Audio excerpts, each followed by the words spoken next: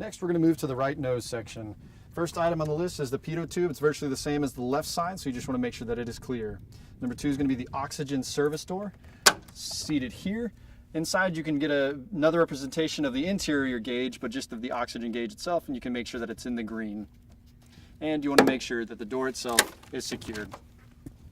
Next is going to be the landing light door on the right side. Again, you want to make sure that the door itself is in good condition and flush with the aircraft. Number 4, we're going to move to the environmental scoop.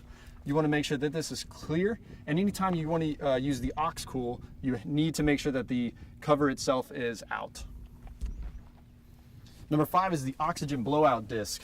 You want to make sure that it is green. You also want to make sure that the little silver lining metal portion here is also seated. If they are not there, you need to get reservice on your oxygen system.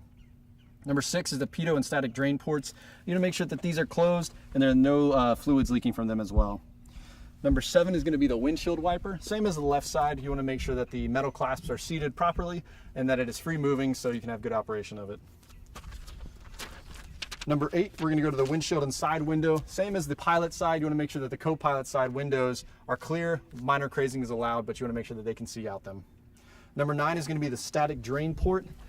Underneath here, again, you want to make sure that this is closed and that there are no fluids leaking from it. Number 10 is the AOA vane. Again, you want to make sure that there is free movement here. Number 11 will be the static ports. Again, same as the left side. You want to make sure that these are clear and there are no obstructions. And lastly, we're going to move to the escape hatch. 2 things you want to check for here. On the bottom portion of the door, you want to make sure that this is flush and seated securely.